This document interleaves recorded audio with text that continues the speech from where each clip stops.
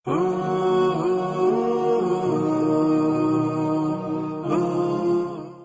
اللہ الرحمن الرحیم. حدیث نمبر 480. چلیے. وعن ابي زيد عن عبد الله بن مسعود رضي الله عنه ان النبي صلى الله عليه وسلم قال له ليلة الجن ما في إداوته قال قلت نبيذ قال ثمرة طيبة وماء طهور تمرتنی تمرتن. ثمرة طيبة وماء طهور رواه أبو داود وزاد أحمد والترمذي فتوضأ منه وقال الترمذي أبو زيد مجهول وصحح. وصح کا تعلق آگے سے ہے. وصح عن علقمۃ عن عبد اللہ بن مسعود قال لم اکن لیلۃ الجن مع رسول اللہ. تو یہ نا خطیب تبریزی چونکہ شافعی ہے نا تو اس حدیث پہ رد کر رہے ہیں. خیر, حدیث نمبر 480. اچھا, کل جو میں نے بتایا تھا کہ امام شافعی کا مستدل وہ ایک حدیث ہے کہ نبی صلی اللہ علیہ وسلم نے مینڈک کو قتل کرنے سے منع کیا ہے, تو اس سے یہ ثابت نہیں ہوتا کہ مینڈک کو قتل کرنا وہ حرام ہونے کی وجہ سے. تو وہ پوری حدیث ابو داؤد کی ہے کہ ایک طبیب نے نبی صلی اللہ علیہ وسلم سے پوچھا, سأل ان طبیبا سأل النبی صلی اللہ علیہ وسلم عن ضفدع یجعلها فی دواء. مینڈک کے بارے میں پوچھا, اس کو دوا میں ڈالنا چاہتا تھا وہ, تو اس پہ آپ صلی اللہ علیہ وسلم نے مینڈک کو قتل کرنے سے منع کیا. تو وہاں مراد کھانے سے منع کرنا ہی ہے, سمجھتے ہو؟ تو پھر باقی دلائل ہمارے اپنی جگہ رہیں گے. تو امام شافعی کے ہاں سمندر کی ہر چیز حلال ہے سوائے مینڈک کے, مینڈک اس حدیث کی وجہ سے مستثنی ہے. اچھا بھائی, حدیث نمبر 480. حضرت ابو زید عبداللہ ابن مسعود سے روایت کرتے ہیں کہ رسول اللہ صلی اللہ علیہ وسلم نے جنات جس دن آئے تھے تبلیغ کے لیے مکہ میں, تو حضرت ابن مسعود سے نبی نے فرمایا ما فی اداوتی کا, تمہارے برتن میں کیا ہے؟ قلت نبیذ, میں نے کہا نبیذ. نبیذ کسے کہتے ہیں؟ کھجور کے پانی کو. قال تمرۃ طیبۃ وماء طہور, آپ نے فرمایا پاکیزہ پھل ہے, پاکیزہ کھجور ہے اور پانی اس کا پاک ہے. اور ترمذی میں مزید الفاظ ہیں فتوضأ منہ, آپ نے اسی پانی سے وضو کیا. وقال الترمذی ابو زید مجہول. امام ابو حنیفہ سے ایک روایت ہے کہ نبیذ سے وضو کرنا بھی جائز ہے. نبیذ کسے کہتے ہیں؟ 4 درجات ہوتے ہیں نبیذ کے. کھجور کو پانی میں پکایا جائے, اس میں نشہ پیدا ہو جائے, گاڑھا ہو جائے اور میٹھا ہو جائے.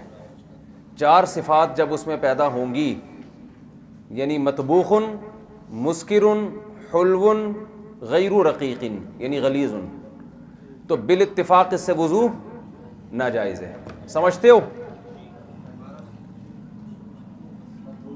بھائی؟ چاروں یعنی پکا ہوا بھی ہو, مطبوخ, حلو, مسکر, غلیظ, 4 چیزیں, ٹھیک ہے نا. اسی طرح ایک ایک صفت کو کم کرتے چلے جاؤ تو 4 صورتیں ٹوٹل بن جائیں گی. چوتھی صورت یہ ہے کہ غیر مطبوخ, غیر مسکر, غیر غلیظ لیکن کان حلوا, یعنی نہ اسے پکایا جائے, نہ اس میں گاڑھا پن پیدا ہو, نہ اس میں نشہ ہو, صرف ایک صفت اس کی چینج ہو گئی ہو کہ میٹھا ہو گیا ہو. تو ایسی صورت میں امام ابو حنیفہ کا جو مشہور قول ہے, جو متون میں فقہ حنفی کے ذکر ہے, وہ یہ کہ اس پانی سے وضو کرنا جائز ہے, جبکہ جمہور علماء کے نزدیک اس سے وضو کرنا جائز نہیں ہے. سمجھتے ہو؟ اب یہ جو حدیث ہے جس میں, اچھا عرب لوگ تو استعمال کرتے تھے نا کھجور میں, پانی میں کھجور ڈال کے صبح پیا کرو, بہت زبردست, صحت کے لیے اچھی چیز ہے. آج کل لوگ پیتے ہی نہیں, ٹونک ہے یہ, تازہ کھجور تازہ. تو اب یہ مسئلہ ہے کہ یہ حدیث امام حنیفہ کا مستدل ہے کہ عبداللہ بن مسعود کہتے ہیں میں نے نبیذ ہے. نبیذ تو وہی ہوتا ہے نا, اس میں کم سے کم درجہ یہ ہوتا ہے کہ مٹھاس پیدا ہو چکی ہو.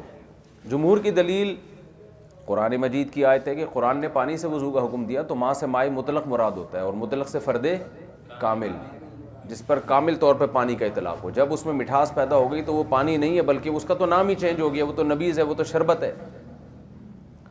رہی یہ حدیث, تو اس حدیث کا جمہور کی طرف سے جواب دیا جاتا ہے کہ ابو زید مجہول راوی ہے, اور صحیح مسلم کی روایت میں ہے کہ آگے حدیث آ رہی ہے, حضرت علقمہ ابن مسعود سے روایت کرتے ہیں کہ لم اکل لیلۃ الجن مع رسول اللہ، میں رسول اللہ صلی اللہ علیہ وسلم کے ساتھ اس رات موجود نہیں تھا۔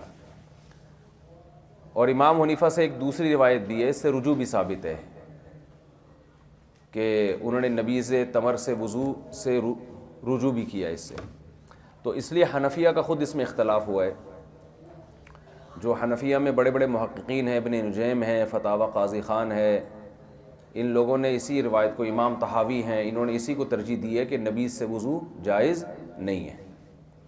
لیکن علامہ شامی، علامہ ابن عابدین رحمۃ اللہ علیہ، جو فتاوی شامی وہ صاحب فتویٰ تھے، انہوں نے اس پہ رد کیا۔ انہوں نے کہا کہ جو جتنی بھی متون کی کتابیں ہیں، کیونکہ متن کو بہرحال ترجیح ہوتی ہے نا حواشی پر، تو اس میں تو ابو حنیفہ رحمہ اللہ کا وہی قول لکھا ہے کہ نبیذ سے وضو جائز ہے، لیکن متاخرین نے بہرحال اس پہ فتویٰ نہیں دیا۔ اور احناف میں ہاں جو مفتابی قول ہے وہ یہی ہے کہ اس سے وضو جائز نہیں ہے۔ ویسے بھی احناف کے اصول کے بھی خلاف ہے نا، حنفیہ تو صحیح حدیث کو قرآن کے مقابلے میں، مشہور روایات کے مقابلے میں ترک کر دیتے ہیں۔ تو ایک ایسی روایت جس کے خلاف صحیح حدیث بھی موجود ہو اور خود اس روایت کی سند پہ بھی کلام ہو، اگرچہ اس کلام کا جواب دینے کی کوشش کی گئی لیکن مضبوط روایت تو نہیں رہی نا، تو اس سے ایک مشہور شریعت کے اصول کو کیسے چھوڑا جا سکتا ہے؟ تو پانی سے مائع مطلق مراد ہے، تو جب تک اس کے خلاف بہت شدید مضبوط دلیل نہ ملے، احناف کا اصول بھی ہے کہ وہ اس پر عمل نہیں کرتے۔ چلو بھائی آگے، یہ پڑھ لیے میں نے، آگے چلو حدیث نمبر 482۔ وعن كبشة بنت كعب بن مالك وكانت تحت بن أبي قتادة أن أبا قتادة دخل عليها فسكبت له وضوءا وضوءً ہے بھائی، وضوءً، وضوءا وضو تو وضو کو کہتے ہیں، پانی ہے وضو کا۔ فجاءت هرة تشرب منه فأصغى لها الإناء حتى شربت قالت كبشة فرآني أنظر إليه فقال أتعجبين يا ابنة أخي؟ قالت فقلت نعم، فقال إن رسول الله صلى الله عليه وسلم قال إنها ليست بنجس إنها من الطوافين عليكم أو الطوافات، رواه مالك وأحمد والترمذي وأبو داود۔ حضرت کبشہ بنت کعب ابن مالک، کعب ابن مالک کی بیٹی تھیں، مشہور صحابی ہے نا کعب ابن مالک جو غزوہ تبوک میں پیچھے رہ گئے تھے، ان کی بیٹی تھیں اور وہ حضرت ابو قتادہ کی بہو تھی۔ حضرت ابو قتادہ مشہور صحابی، ان کے بیٹے کی زوجہ تھیں، تو بہو ہو گئی۔ تو وہ روایت کرتی ہیں ان ابا قتادہ دخل علیہا، کہ میرے سسر میرے پاس آئے، فسکبت لہ وضوءا، میں نے ان کے لیے وضو کا پانی ان پہ ڈالنا شروع کیا، وضو کرایا ان کو۔ بہویں سسروں کی پہلے زمانے میں خدمت کیا کرتی تھیں، تو میں اپنے سسر کو وضو کروا رہی تھی۔ فجاءت ہرۃ تشرب منہ، بلی آئی اور اس پانی سے پینے لگی، جو برتن میں پانی تھا نا اس سے پینے لگی۔ فأصغى لها الإناء، حضرت ابو قتادہ نے برتن تھوڑا سا اور اس کی طرف جھکا دیا کہ تسلی سے پی لے بھائی تو۔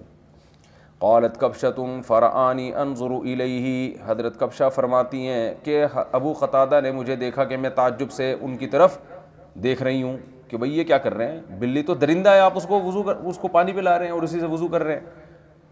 فقال اتعجبین، حضرت ابو قتادہ نے فرمایا کیا تم کو تعجب ہے، یا ابنۃ اخی، اے میرے بھائی کی بیٹی، بھتیجے بھی ہوں گی نا، یہ ہو سکتا ہے بھتیجی ہوں یا ویسے ہی محبت سے بہو کو بھتیجی کہہ دیا ہو۔ قالت فقلت نعم، انہوں نے فرمایا کہ میں نے کہا جی ہاں۔ فقال ان رسول اللہ صلی اللہ علیہ وسلم قال، حضرت ابو قتادہ نے فرمایا نبی نے بلی کے بارے میں فرمایا ہے، انہا لیست بنجس انہا من الطوافین علیکم، یہ نجس نہیں ہے کیونکہ یہ تم پہ کثرت سے چکر لگانے والی مخلوق ہے۔ اب الطوافات، یا تو یہ فرمائے طوافین یا طوافات فرمائے، کی مطلب ہے یبنا، ہاں، رواہ مالک و احمد و ترمذی و ابو داود والنسائی و ابن ماجہ والدارمی۔ تو اس حدیث سے جمہور نے استدلال کیا ہے، اس جیسی آگے بھی حدیث آ رہی ہے کہ بلی کا جھوٹا بالکل پاک ہے، بلی کا جھوٹا بالکل پاک ہے۔ امام ابو حنیفہ سے ناجائز ہونا، ناپاک ہونا تو منقول نہیں ہے، لیکن بلی کے جھوٹے سے وضو کرنا مکروہ منقول ہے۔ اب مکروہ سے مکروہ تحریمی مراد ہے، مکروہ تنزیہی مراد ہے۔ تو امام طحاوی کے نزدیک، امام طحاوی کی روایت کے مطابق مکروہ تحریمی، اور امام کرخی کی روایت کے مطابق مکروہ تنزیہی۔ فتویٰ اس پر ہے کہ مکروہ تنزیہی ہے۔ تنزیہی کا مطلب بہتر ہے کہ نہ کرو وضو، کرنا بھی بالکل، بولتے کیوں نہیں بھائی، جائز ہے۔ سوال پیدا ہوتا ہے جب حدیث میں آ گیا کہ نبی نے، آگے بھی حدیثیں آ رہی ہیں کہ نبی نے بھی اس سے وضو کیا ہے، تو پھر مکروہ کہنے کی کیا ضرورت ہے؟ بھائی مکروہ کہنے کی ضرورت اس لیے، مکروہ اس لیے ناپسندیدہ اس لیے کہا کہ نبی نے جو کیا بیان جواز کے لیے کیا،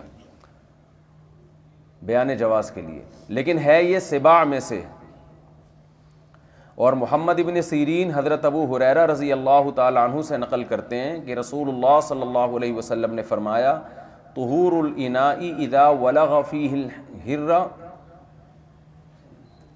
ان یغتسل مرتن، یہ امام طحاوی نے روایت کی ہے کہ محمد ابن سیرین کہتے ہیں کہ حضرت ابو ہریرہ رضی اللہ تعالیٰ عنہ روایت کرتے ہیں کہ رسول اللہ صلی اللہ علیہ وسلم نے فرمایا برتن کو دھونا جب اس میں بلی منہ ڈال دے تو وہ ایک مرتبہ ہے، او قال مرتین، راوی کو شک ہے ایک مرتبہ کہا یا دو مرتبہ، تو یہ بھی تو حدیث ہے۔ اس حدیث پر اشکال یہ ہوتا ہے کہ اس حدیث کے موقوف یا مرفوع ہونے میں اضطراب ہے۔ بعض نے کہا یہ حضرت ابو ہریرہ کا اپنا قول ہے، تو ہم یہ کہتے ہیں فرض کر لو یہ حضرت ابو ہریرہ کی اپنی رائے ہے، اپنا قول ہے، تو بھی دو وجہ سے اس کو اہمیت ہے، یعنی اس وجہ سے اس کی بحکم مرفوع ہے کہ محمد ابن سیرین، امام طحاوی نے نقل کیا ہے کہ محمد ابن سیرین کہتے ہیں کہ جب بھی کوئی قول ابو ہریرہ سے ہوگا تو وہ نبی سے ہی منقول ہوگا، یعنی محمد ابن سیرین کی عادت یہ تھی کہ وہ جب حضرت ابو ہریرہ کی طرف نسبت کر کے کوئی قول بیان کرتے تھے تو وہ موقوفاً نہیں ہوتا تھا، حکماً مرفوعاً نہیں ہوتا تھا۔ دوسری بات یہ کہ آگے آپ دلائل سنیں گے کہ جتنے بھی سبا ہیں حرام جانور ان کا جھوٹا ناپاک ہے، تو جب ناپاک ہے تو اس حرمت کا تقاضا یہ ہے کہ بلی کا جھوٹا بھی کیا ہو، ناپاک ہو۔ لیکن نبی صلی اللہ علیہ وسلم نے جو پیا ہے یعنی وضو کیا ہے اس سے اور اجازت دی ہے، اس کی وجہ آپ نے بیان کی انہا من الطوافین، یہ کثرت سے تم پر چکر لگانے والا جانور ہے، یعنی اس سے بچنا بہت مشکل ہے۔ عرب میں پانی بہت کم ہوتا تھا، برتنوں میں رکھا ہو تو بلی نے منہ ڈال دیا، پھر جاؤ 6 کلومیٹر دور پانی لینے کے لیے۔ آپ کہہ سکتے ہیں ڈھکے رکھتے، بھائی اتنی سہولتیں اس زمانے میں نہیں تھی، غربت کا دور تھا، ایک برتن ہے ایک بالٹی ہے اس میں پانی رکھا ہوا ہے، اسی سے پی بھی رہے ہیں، کپڑے بھی دھل رہے ہیں، نہا بھی رہے ہیں، تو بلی آئی منہ ڈال کے چلی گئی، لے بھائی مسئلہ کیا ہو گیا، خراب۔ تو اس لیے نبی نے فرمایا یہ چونکہ تم پہ کثرت سے چکر لگاتی ہے، اس لیے آپ صلی اللہ علیہ وسلم نے اس کے پانی پینے کی، اس کا پانی استعمال کرنے کی اجازت دی ہے۔ تو ہم بھی یہ کہتے ہیں کہ جائز ہے، لیکن اگر کوئی بچنا چاہے، رخصت ہے نا، عزیمت نہیں ہے، تو جمہور کے نزدیک تو بالکل پاک ہے، ہمارے ہاں بہتر ہے کہ اجتناب کیا جائے، تو یہ بالکل اعتدال والا قول ہے امام حنیفہ کا جو قول ہے۔ آگے چلے میرے بوئی۔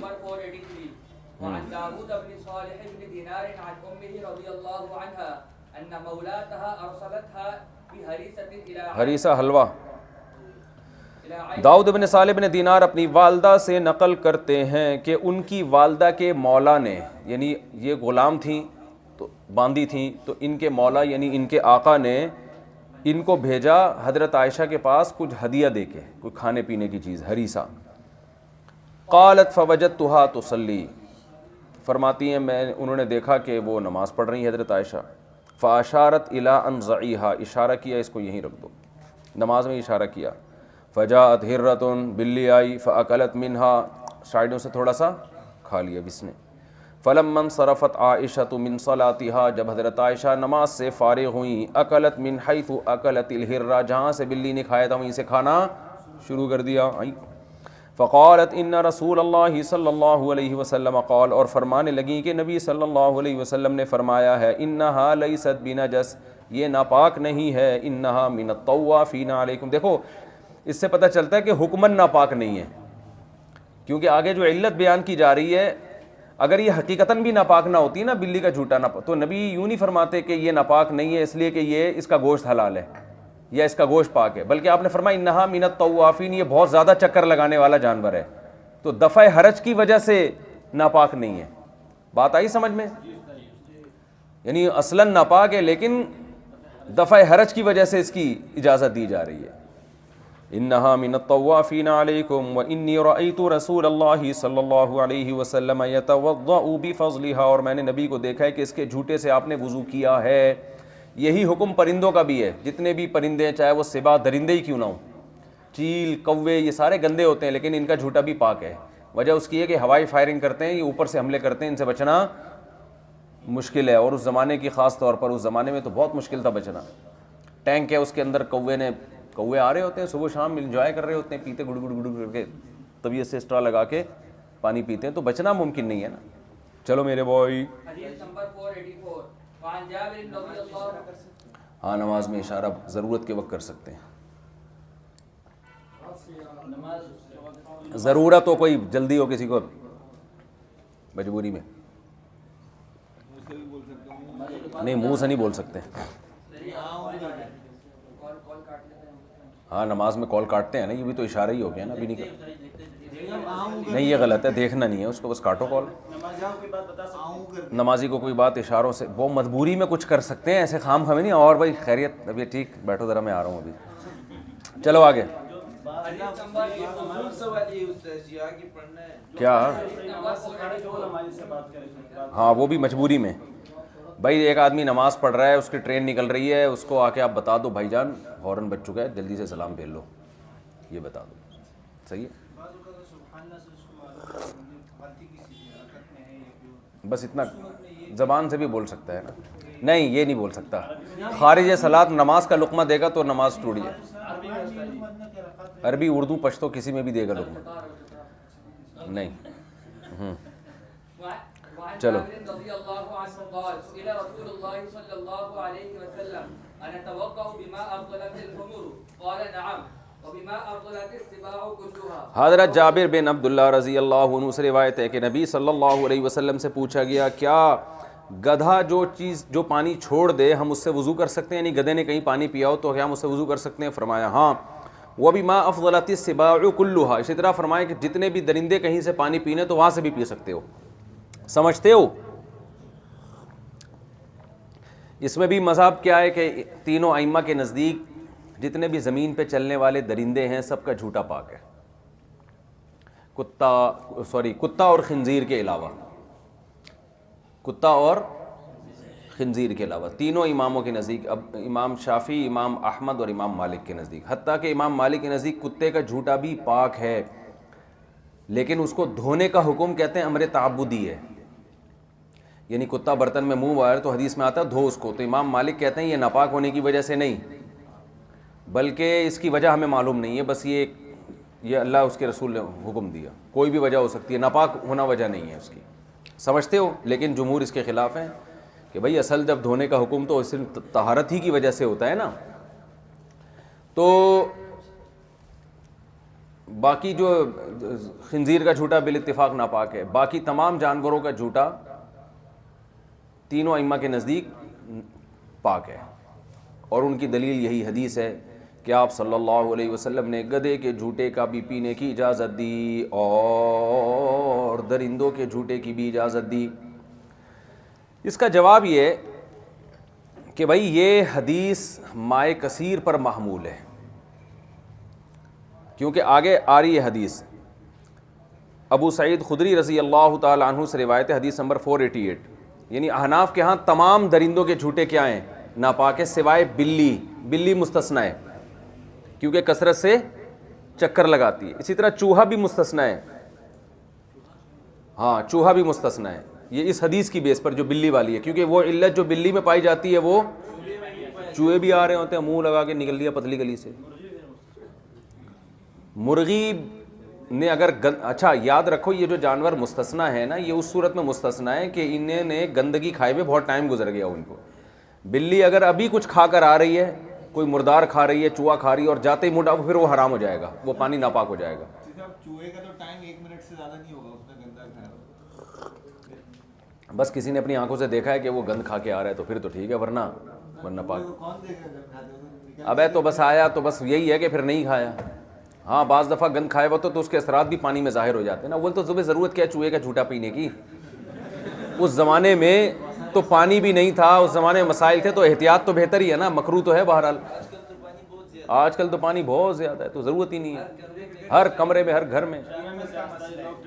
اس سے اتنی بات تو ثابت ہوتی ہے کہ بلی کے جھوٹا بیماریاں نہیں پیدا کرے گا، کیونکہ نبی نے جس چیز کی اجازت دی ہو نا صراحتاً، میڈیکلی یہ بات ثابت ہوگی. دیکھنا آپ کہ اگر ڈاکٹر تحقیق کریں بلی کے جھوٹے میں انسان کے لیے بیماریاں نہیں ہوں گی.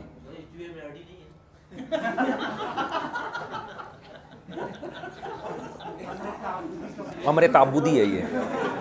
چلیں اچھا. بہرحال احناف کی دلیل ہم یہ کہتے ہیں کہ دیکھو ابو سعید خدری رضی اللہ تعالیٰ عنہ سے روایت ہے کہ رسول اللہ صلی اللہ علیہ وسلم سے ان حوضوں کے بارے میں پوچھا گیا جو مکہ اور مدینہ کے درمیان تھے. تریدها السباع والکلاب والحمر, اس میں درندے بھی آتے تھے, کتے بھی آتے تھے اور گدھے بھی آتے تھے. تو نبی سے اس کی طہارت کے بارے میں پوچھا گیا. آپ نے فرمایا لہا ما حملت فی بطونہا, جو جانور اس سے پانی پئیں گے ان کے لیے وہ پانی جو یہ پی گئے, ولنا ما غبر طہور, اور جو ہمارے لیے چھوڑ کر گئے وہ ہمارے لیے کیا ہے, پاک ہے. یعنی اللہ نے یہ تالاب سب کے لیے پیدا کیے ہیں. تو یہ جو مدینہ اور مکہ کے درمیان تالاب تھے یہ بڑے بڑے تالاب تھے جو برساتی نالوں کی نہیں, بڑے بڑے تالاب بن جاتے ہیں. ہم لوگ بھی ماڑی پور میں ہوتے تھے نا, بچپن میں جا کے ڈبکیاں لگاتے تھے, اس میں بھینسیں تیر رہی ہوتی تھیں. تو 2 مٹکے پانی میں تھوڑی بھینس تیر سکتی ہے. تو ایک تو یہ حدیث ہے, اور اس پہ بہت بڑا قرینہ یہ ہے کہ صحابہ نے ان حوضوں کے بارے میں پوچھا اور اس میں کتوں کا بھی تذکرہ ہے کہ درندے بھی آتے ہیں, کتے بھی پیتے ہیں, جبکہ امام احمد امام شافعی کے نزدیک کتے کا بچا ہوا تو بہرحال ناپاک ہے نا. تو ہم کہتے ہیں جو تعویل آپ یہاں کر رہے ہیں وہی تعویل ہم وہاں کر رہے ہیں. یہاں آپ کو یہ تعویل کرنی پڑے گی کہ یہ پانی زیادہ تھا, تو ہم بھی کہتے ہیں وہ پانی کیا تھا, زیادہ تھا. تو یہ بڑے بڑے تالابوں کے بارے میں ہے کہ اس میں ہمیں وہم کرنے کی ضرورت نہیں ہے. اللہ نے مخلوق پیدا کی ہے, سب جہاں پانی ہوگا سب استفادہ کریں, جیسے تھوڑا پانی مراد نہیں ہے. دوسری بات, احناف کی دوسری حدیث قلتین, اگر اس حدیث کو صحیح مان لیا جائے حدیث قلتین کو, تو اس کے بارے میں الفاظ کے عبداللہ بن عمر فرماتے ہیں کہ وما ینوبہ من الدواب والسباع, کہ یا رسول اللہ پانی جو وہاں پر پانی ہوتا ہے جنگلوں میں صحراؤں میں, ان میں درندے بھی آتے ہیں اور دوسرے جانور بھی آتے ہیں, تو اس کے پانی کا کیا حکم ہے؟ تو آپ نے کیا فرمایا, اذا بلغ الماء قلتین, جب پانی 2 قلہ پہنچ جائے. تو اگر درندوں کا جھوٹا پاک ہوتا تو نبی کیا فرماتے کہ بھائی درندے آئیں, جتنے بھی جانور آئیں, تو اس میں تمہیں پریشان ہونے کی ضرورت نہیں ہے, پانی تو ویسے ہی پاک ہے, کیونکہ درندے کا جھوٹا ناپاک ہوتا ہی نہیں ہے. تو کتنی مضبوط بات ہے کہ نہیں ہے. تو وہاں جو نبی علت بیان کر رہے ہیں قلتین ہونے کی, کہ پانی جب زیادہ ہو جائے, اور ہم جو قلتین کی تعویل کرتے ہیں کہ جب قلہ ہوتا تھا تو جاری ہو جاتا تھا, سمجھتے ہو. تو اگر سبا کا جھوٹا یعنی درندوں کا جھوٹا پاک ہوتا یعنی پاک ہوتا تو پھر یہاں یہ بحث سوال ہی نہیں بنتا تھا. سمجھتے ہو کہ نہیں سمجھتے. اور احناف کی دلیل ایک اور حدیث آگے آ رہی ہے, ان یحییٰ ابن عبد الرحمن قال ان عمر خرج فی رکب فیہ عمرو بن العاص. یحییٰ ابن عبد الرحمن کہتے ہیں کہ حضرت عمر رضی اللہ تعالیٰ عنہ کسی لشکر میں نکلے جس میں عمرو بن العاص بھی تھے, حتیٰ یعنی سوار ہو کے نکلے مسافروں کے ساتھ, ایک حوض کے پاس آئے. تو عمرو بن العاص رضی اللہ تعالیٰ عنہ نے حوض کے مالک سے پوچھا هل ترید حوضک السباع, کیا یہاں درندے تو نہیں آتے؟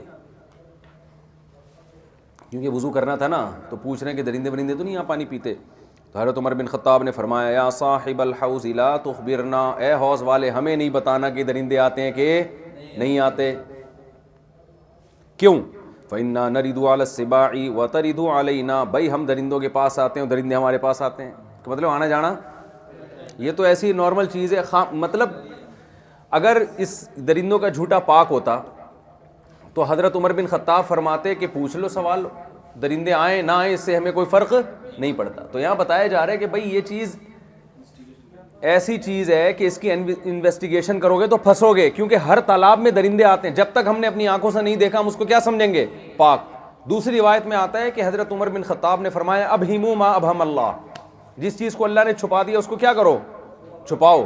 تو عمر بن خطاب جیسے بڑے جلیل القدر صحابی جو نبی کے ساتھ اتنا وقت گزارا ہو, درندوں کا جھوٹا اگر پاک ہوتا تو عمر بن خطاب کو لازمی علم ہوتا اس کا. تو وہ تو سوال پوچھنے سے منع کر رہے ہیں. اس سے ایک اور اصول پتہ چلتا ہے, یہ جو علماء کہتے ہیں نا کوئی بینک کی آمدن ہے, کسی کی چندہ دینے آیا, قربانی میں حصہ ڈال رہا ہے یا اور معاملات ہیں, تو آپ کوئی ہدیہ دے رہا ہے آپ کو, تو آپ کو اجازت نہیں کہ آپ اس سے پوچھیں کہ آپ کیا کماتے ہیں, بلکہ مسلمان ہیں تو غالب گمان کیا ہے, حلال کماتا ہوگا. تو ہر وہ چیز جس میں اللہ نے پردہ ڈالا ہوا ہے تو سوال کر کر کے اپنے آپ کو مشکلات میں ڈالنے کی اجازت نہیں ہے. البتہ قربانی کا حصہ لینے میں اس لیے پوچھ لیا جائے کہ ابھی نہیں پتہ, بعد میں پتہ چلا تو پھر سب کی قربانی دوبارہ کرنی پڑے گی. تو جہاں ایسی مشکلات کا اندیشہ ہو وہاں تو ٹھیک ہے. یہاں تو مسافر ہیں نا, تالاب سے وضو کیا آگے نکل گئے, اور مسئلہ بھی یہ ہے کہ اگر کسی نے تالاب سے وضو کیا, چھوٹا تالاب تھا, درندے آئے تھے اس پہ اور آپ نے نماز پڑھ لی, تو کسی نے دیکھا تھا نا کہ یہ ناپاک ہے, تو اس کو بھی بتانے کی اجازت نہیں ہے. بھائی نماز پڑھ لی, اپنے گمان کے مطابق نکلو یہاں سے. اب آپ کیوں بتا رہے ہو اس کو؟ ہیں پتہ نہیں کیا کہہ رہا ہے, خود ہی بول رہا ہے, خود ہی سمجھ رہا ہے. اچھا میرے بھائی چلو آگے حدیث. نمبر 485 وعن ام ہانک رضی اللہ عنہا قالت اغتسل رسول اللہ صلی اللہ علیہ وسلم هو ومیمونة فی قصعة فیہا اثر العجین رواہ النسائی وابن ماجہ. حضرت ام ہانی فرماتی ہیں نبی صلی اللہ علیہ وسلم نے اور آپ کی زوجہ حضرت میمونہ نے ایک برتن سے وضو کیا جس میں آٹے کا اثر تھا. عجین آٹے کو کہتے ہیں. چلو. الفصل الثالث عن یحیی بن عبد الرحمن قال ان عمر خرج فی ركب. یہ ہو گئی حدیث, میں نے پڑھ لی, آگے چلو. حدیث نمبر 487 وزاد رغیر قال زاد بعض الرواد بقول عمر وإني سمعت رسول الله صلى الله عليه وسلم يقول لها ما أخذت في بطونها وما بقي فهو لنا طهور.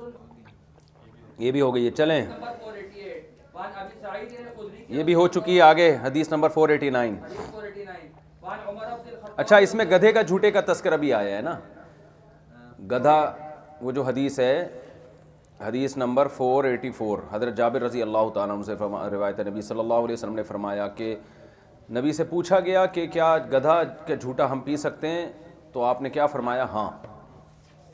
گدھے کے جھوٹے کے بارے میں جمہور علماء اس کی طہارت کے قائل ہیں. گدھے کا گوشت اگرچہ حرام ہے, ناجائز ہے, لیکن اس کا جھوٹا پاک ہے. البتہ لاہور میں ایک وقت تک فتویٰ یہ دیا جاتا تھا کہ گدھے کا گوشت بھی کیا ہے, جائز ہے, گنجائش ہے اس پر. ایک زمانہ تھا لیکن پھر رجوع کیا گیا ہوٹلوں میں اس سے, جب پکڑے گئے تو بہت کھلایا گدھوں کا گوشت. ابھی ہم کچھ دن پہلے لاہور میں تھے تو گوشت منگوایا تو ایک ساتھی نے کہا بھائی وہ پرانا, بس ہم نے گوشت کینسل کر دیا. خیر خام خواہ میں وہم ہو جاتا ہے نا آدمی کو ایسی خبریں سن سن کے. ایسا نہیں ہے کہ بیچارے گدھے کھا رہے ہوں کھلا رہے ہوں, لیکن میڈیا پہ ایک چیز پھیل جاتی ہے تو آدمی کو وہم ہو جاتا ہے. خیر تو گدھے کا جھوٹا جمہور علماء کے نزدیک پاک ہے, حنفیہ کے نزدیک مشکوک ہے. حنفیہ کہتے ہیں اس کے پاک یا ناپاک ہونے کے دلائل اتنے متعارض ہیں کہ اس کے بارے میں فیصلہ نہیں ہو سکتا. سمجھتے ہیں؟ سب سے پہلے احادیث مرفوعہ. امام طحاوی نے حدیث پیش کی ہے کہ نبی صلی اللہ علیہ وسلم نے خیبر کے دن گدھے کے گوشت کو پھینکنے کا حکم دیا. جو صحابہ ہانڈی میں پکا رہے تھے, وہ مشہور حدیث سے الفاظ پڑھ لیتا ہوں. ہمارا رسول اللہ صلی اللہ علیہ وسلم منادی لی ینادی باکفائها ای بالقاء لحوم الحمر فانها رجس. رواہ طحاوی. آپ نے صلی اللہ علیہ وسلم نے حکم دیا گدھے کا گوشت پھینک دو. تو جس جانور کا گوشت حرام ہے تو یہ اس کا تھوک بھی کیا ہوتا ہے, ناجائز ہوتا ہے. متولد من اللحم ہے نا, درندوں کا, اسی وجہ سے تو وہ حرام ہے بلی کا. اچھا یہ بھی دیکھ لو کہ درندوں کے تھوک کے ناجائز ہونے کی ایک بہت بڑی وجہ یہ احادیث ہرہ بھی ہیں, کیونکہ نبی صلی اللہ علیہ وسلم ہرہ کے بارے میں فرما رہے ہیں کہ یہ تم پہ کثرت سے چکر لگاتی ہے, اس لیے اس کا جھوٹا استعمال کر سکتے ہو. اگر درندوں کا جھوٹا بالکل پاک ہوتا تو آپ یہ علت تھوڑی بیان کرتے کہ یہ من الطوافین ہے. یہ کتنی مضبوط دلیل ہے احناف کی, سمجھتے ہو کتنی مضبوط دلیل ہے امام حنیفہ کے قول کی. تو بھئی آپ فرما دیتے تو جھوٹا تو کوئی بھی پی سکتے ہو, طوافین ہو یا نہ ہو. دوسری بات یہ کہ گدھے کا جھوٹے کے بارے میں دلائل متعارض ہیں. اس کے گوشت کے بارے میں جو حدیث ہے ان سے پتہ چلتا ہے اس کا جھوٹا کیا ہے, ناپاک ہے. یہ جو حدیث ہے کہ گدھے کے جھوٹے کے آپ نے پینے کی اجازت دی, اس سے پتہ چل رہا ہے کہ یہ کیا ہے, پاک ہے. لیکن یہ بھی ہو سکتا ہے کہ یہ حوض ہے, یہ بڑا حوض ہو, بڑا مائع کثیر ہو, لہذا یہ حدیث بھی واضح نہیں ہے. ہم آثار صحابہ کی طرف جاتے ہیں تو عبداللہ بن عمر رضی اللہ تعالیٰ عنہ کے نزدیک گدھے کا جھوٹا ناپاک تھا اور عبداللہ بن عباس کے نزدیک گدھے کا جھوٹا پاک تھا. تو صحابہ کے اقوال میں بھی کیا ملتا ہے, تعارض ملتا ہے. قیاس میں بھی تعارض ہے. اگر ہم گدھے کے جھوٹے کو قیاس کریں گدھے کے گوشت پہ تو ناپاک ہے, اور اگر پسینے پہ قیاس کریں تو پاک ہے, کیونکہ گدھے پہ صحابہ سواری کرتے تھے اور پسینہ بھی نکلتا تھا اس کا. تو اس لیے احناف کہتے ہیں بھائی اس میں احتیاط کا قول ہے کہ آپ تیمم بھی کریں اور وضو بھی کریں. یعنی آپ کے پاس کوئی پانی سرے سے ہے ہی نہیں تو پھر فقہ کی کتابوں میں مسئلہ تفصیل سے لکھا ہوا ہے کہ آپ احتیاطاً اس پانی سے وضو بھی کر لیں اور اس سے تیمم بھی کر لیں. بعض نے یہ حیلہ بتایا کہ اس پانی کو گرا دیں آپ، تاکہ پانی جب رہے گا ہی نہیں تو پھر تیمم بالاتفاق جائز ہو جائے گا. چلیں. حدیث نمبر 489 وعن عمر بن الخطاب رضی اللہ عنہ قال لا تغسلوا بالماء المشمس فانه يورث البركه. حضرت عمر بن خطاب رضی اللہ عنہ سے روایت ہے کہ ایسے پانی سے غسل مت کرو جو دھوپ سے گرم کیا گیا ہو، اس لیے کہ یہ برس کی بیماری پیدا کرتا ہے. اس کا مسئلہ، اس کا تعلق شرعی مسئلے سے نہیں ہے، اس کا تعلق طب سے ہے. میں نے BBC کی ایک رپورٹ پڑھی تھی اس حدیث کے بارے میں، پوری ایک رپورٹ پیش ہوئی تھی، تو سائنسدانوں نے رپورٹ دی کہ بھئی ایسا کچھ بھی ثابت نہیں ہوا کہ دھوپ میں جو پانی گرم کیا جائے اس سے برس کی بیماری پیدا ہوتی ہے. تو یہ بھی ممکن ہے. دیکھو سائنسدان جب یہ کہتے ہیں نا ایسا کچھ ثابت نہیں ہوا، تو اس کا یہ نہیں ہوتا کہ آئندہ بھی نہیں ہو سکتا ثابت. بھئی ہم نے جو تحقیق کی اس کے مطابق اس میں ایسا کچھ بھی نہیں. اور یہ بھی ہو سکتا ہے کہ واقعی سائنس کی بات درست ہو، حضرت عمر رضی اللہ تعالیٰ عنہ کی رائے اس بارے میں غلط ہو، وہ انہوں نے اپنے تجربے سے یا کہیں حکیموں سے سن کے کہا ہو. اس کا بھی تو امکان ہے. بہت زیادہ امکان اس بات کا ہے کہ نبی سے سن کے کہا ہوگا. کیا خیال ہے؟ تو نبی صلی اللہ علیہ وسلم سے خود احادیث میں منقول ہے کہ انتم اعلم بامور دنیاکم منی، تم دنیا کے معاملات مجھ سے زیادہ جانتے ہو، لہذا میں جب تمہیں دین کے بارے میں حکم دوں تو اتباع کرو، جب دنیا کے بارے میں حکم دو تو تم جانتے ہو. تو جو طب سے متعلق اس طرح کی کوئی چیز ہے تو یہ نبی صلی اللہ علیہ وسلم نے ہو سکتا ہے وہاں طبیب سے سن کے بتائی ہو. یہ ہم جب فرض کر رہے ہیں کہ مان لیں کہ حضرت عمر نے یہ نبی سے سنا ہوگا، تو اس لیے اگر یہ تحقیق سے غلط بھی ثابت ہو جاتا ہے تو بھی اس پہ اسلام پہ کوئی اعتراض نہیں ہے. کچھ چیزیں بھائی صحابی نے کچھ بھی کہہ دیا، لوگوں نے تو نقل کر دیا نا ان کو، تو یہ ان کی رائے ہو سکتی ہے، مشاہدہ ہو سکتا ہے، صحیح بھی رائے ہو سکتی ہے اور رائے میں غلطی بھی ہو سکتی ہے. سمجھتے ہو؟ چلیں. باب تطهير النجاسات الفصل الاول حدیث نمبر 490 عن ابي هريره رضي الله عنه قال قال رسول الله صلى الله عليه وسلم اذا شرب الكلب في اناء احدكم فليغسله 7 مرات. حضرت ابو ہریرہ سے روایت ہے رسول اللہ صلی اللہ علیہ وسلم نے فرمایا کتا جب کسی پانی میں پیے تو اسے 7 مرتبہ دھو. اور ایک روایت میں آتا ہے طہور اناء احدکم اذا ولغ فیہ الکلب ان یغسلہ 7 مرات اولاہن بالتراب. سب سے پہلے مٹی سے بھی دھو اس کو. تو جمہور کے نزدیک یہی ہے کہ 7 دفعہ دھونا واجب ہے. احناف کے نزدیک 3 دفعہ لازم ہے، 7 دفعہ مستحب ہے، کیونکہ ایک روایت میں 3 دفعہ کا تذکرہ بھی ہے اور پہلی دفعہ مٹی سے یہ بھی مستحب ہے. سمجھتے ہو؟ امام مالک اس پر وہ حیران ہوئے نا کہ مٹی سے دھونے کا حکم کیوں دیا جا رہا ہے، تو اس لیے انہوں نے پھر یہی فیصلہ کیا کہ یہ امر تعبدی ہے، کیونکہ جہاں بھی دھونے کا حکم ہے، نجاست کو زائل کرنے کا حکم ہے تو پانی سے ہے نا، تو یہاں مٹی کا تذکرہ تو کہہ رہی ہے. اور پھر 7 دفعہ کیوں؟ ہر نجاست کو 3 دفعہ دھونے سے پاک ہو جاتی ہے. تو اس لیے انہوں نے کہا بھئی یہ خلاف قیاس ہے، بس جیسے بتایا جا رہا ہے ایسے کر لو. لیکن مضبوط دلیل جمہوری کی ہے کہ دھونا یہ ناپاک ہونے کی علامت ہے، کیونکہ نبی صلی اللہ علیہ وسلم شریعت بتانے کے لیے بھیجے گئے ہیں نا، اور شریعت کے حکم میں اصل یہی ہے کہ معلول بعلہ ہوتے ہیں، ان کی کوئی ریزن ہوتی ہے. سمجھتے ہو؟ جب امر تعبدی تو وہ امور ہوں گے نا جن کی کوئی لاجک بنی نہ سکتی ہو. چلیں.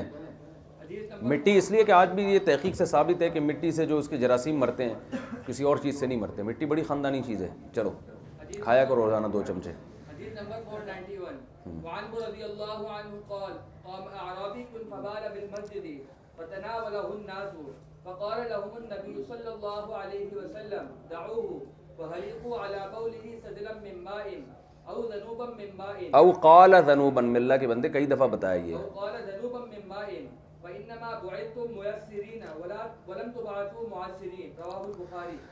حضرت ابو ہریرہ رضی اللہ عنہ سے روایت ہے کہ ایک دیہاتی آدمی مسجد میں کھڑا ہوا اور پیشاب کیا اس نے. ٹھیک ہے دیہاتی لوگ بھی عجیب ہوتے تھے. فتناولہ الناس، لوگ اس کی طرف دوڑے. تناول سے زبان سے تناول بھی مراد ہو سکتا ہے، برا بھلا کہنا شروع کیا، اور ہاتھ سے بھی پکڑ گیا تمہاری ایسی کتنے ایسی. فقال انہ النبی صلی اللہ علیہ وسلم، آپ صلی اللہ علیہ وسلم نے صحابہ کو روک دیا، فرمایا دعوہ، اس دیہاتی کو اپنے ہار پہ چھوڑ دو، یعنی کرنے دو پیشاب، فی الحال کوئی نہیں پکڑے ان کو جا کے. وحریقوا علی بولہ سجلا من ماء او قال ذنوبا من ماء، پانی کے ایک ڈول پیشاب پہ بہا دینا، ڈول، کیونکہ تمہیں بعثتم میسرین، اللہ نے آسانی پیدا کرنے والا بنا کے بھیجا ہے. ولم تبعثوا معسرین، لوگوں کو تنگی میں ڈالنے والا بنا کے اللہ نے تمہیں نہیں بھیجا. کیا مطلب؟ ایک آدمی جب پیشاب شروع کر دے تو درمیان میں اس کے لیے روکنا ممکن نہیں ہے، اور دوسرا ہے بھی دیہاتی جو آداب سے واقف نہیں ہے، تو ایسی شدت کرو گے تو لوگ دین کے قریب آنے کے بجائے دور ہوں گے. وہ سمجھیں گے اسلام بہت مشکل ہے, ذرا ذرا سی بات پہ چترول لگتے ہیں یہاں پہ. ٹھیک ہے. اور دوسرا جا کے پکڑ لو گے درمیان میں پیشاب روکنا کتنا مشکل کام ہے. تو اب ایک کام ہو گیا تو اب اسے کرنے دو آرام سے. تو پھر دوسری حدیث بھی آگے آ رہی ہے, پھر نبی نے اس کو فرمایا, بلایا, محبت سے سمجھایا. چلیں آج یہ ہمیں سبق سیکھنے کی چیز ہے. ہر آدمی کو ایک ہی لاٹھی سے ہانک رہے ہوتے ہیں, منہ سے کوئی لفظ غلط نکل جائے توہین رسالت کا فتویٰ. تو یہ بھی حدیث انہی پہ صادق آ رہی ہے. اس کو صفائی کا موقع بھی نہیں دیتے, معذرت کا موقع بھی نہیں دیتے. نہیں جی اس نے یہ کیوں بولا, اس نے یہ کیوں بولا, اس نے نبی کے لیے مردہ کا لفظ کیوں استعمال کر لیا, اس نے وہ 100 دفعہ بھی صفائیاں دے گا لیکن نہیں گستاخ ہے. تو یہ لوگ قرآن و حدیث کے منکر ہیں حقیقت میں دیکھا جائے. اس سے لوگ دین کے قریب نہیں آتے, دور ہوتے ہیں. چلو ورنہ یار مسجد میں پیشاب کرنا اور کھڑے ہو کر تو کتنی عجیب سی بات ہے نا. یہ شاعر اللہ کی توہین کا فتویٰ لگ سکتا تھا اور نبی موجود ہیں, صحابہ موجود ہیں, کتنا یعنی اس سے زیادہ عجیب مثال تو مل نہیں سکتی. لیکن یہ بھی دیکھا جا رہا ہے بھائی گنوار ہے, دیہاتی ہے, اس کو کیا اصول آداب کا پتہ. یہ بھی دیکھا جا رہا ہے کہ درمیان میں روکنا, پیشاب کا روکنا درمیان میں ممکن نہیں ہے. تو چلو پیشاب کرنے دیا جاتا, اس کے بعد طبیعت سے دھو دیا جاتا اس کو. ٹھیک ہے, زمین دھونے کے ساتھ ان کو بھی, لیکن ان کو بھی بہت محبت سے آگے حدیث میں آ رہا ہے, سمجھایا. وہ صحابی بڑے متاثر ہوئے اور نبی صلی اللہ علیہ وسلم کے اخلاق کا بڑا تذکرہ کیا انہوں نے. چلیں اس میں مسئلہ کیا ہے. دیکھو مٹی پہ جب کوئی نجاست پڑتی ہے تو اس کی طہارت کے 4 طریقے ہیں, 3 میں اتفاق ہے, چوتھی میں اختلاف ہے. اگر زمین پہ کوئی پیشاب کر دے, جانور یا انسان یا کوئی بھی, تو ایک طریقہ تو اس کو پاک کرنے کا یہ ہے کہ دوسری مٹی, اس کو خود اوپر نیچے کر دو مٹی کو, احالت التراب جسے کہتے ہیں, اس کو کھود دیا جائے, مٹی برابر کر دیا تو وہ پاک ہو جائے, کیونکہ مٹی ویسے ہی جراثیم کو اور ناپاکی کو ختم کرتی ہے. دوسرا طریقہ یہ مٹی اوپر سے اٹھا کے کہیں اور ڈال دی جائے تو وہ دونوں جگہ پاک ہو جائیں گی, وہ والی بھی اور یہ والی بھی.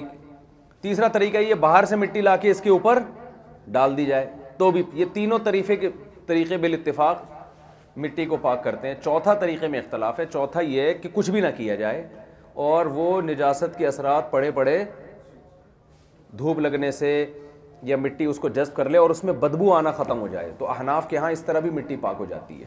سمجھتے ہو؟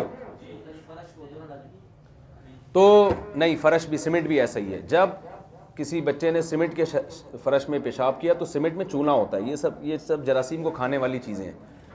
تو اگر اس پہ دھوپ پڑ رہی ہے اور وہ خشک ہو جائے اور اس میں بالکل اسمیل ختم ہو جائے تو وہ پاک ہو جائے گا. ہاں یہ اس میں تو ٹائلوں پہ تو جذب نہیں ہوتا نا, تو اس لیے اس کو دھونا ضروری ہے. کارپیٹ کو بھی دھونا ضروری ہے, تو جذب کرتا ہے اس کو. چلو آگے.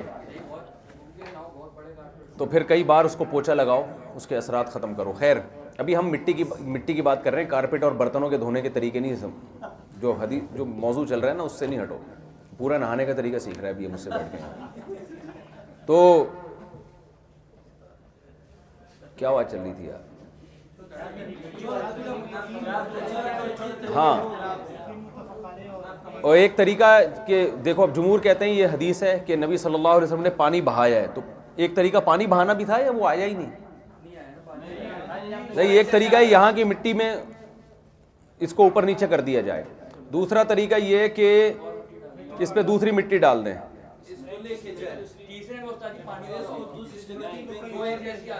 نہیں وہ اسی میں آگے آ گیا ہے. آپ 5 کر لو اس کو, کوئی گورنمنٹ نے پابندی تھوڑی لگائی ہے. جتنے ممکنہ طریقے ہیں سارے جائز ہیں. صرف ایک طریقہ یہ کہ کچھ بھی نہ کرو, تو حنفیہ کے نزدیک اس سے بھی پاک ہو جاتا ہے کہ جب دھوپ لگے گی اور مٹی خود ہی اس کو ختم. مٹی تو بڑے بڑے لوگوں کو کھا کے برابر کر دیتی ہے, یہ پیشاب اور یہ سب چیزیں کیا چیزیں.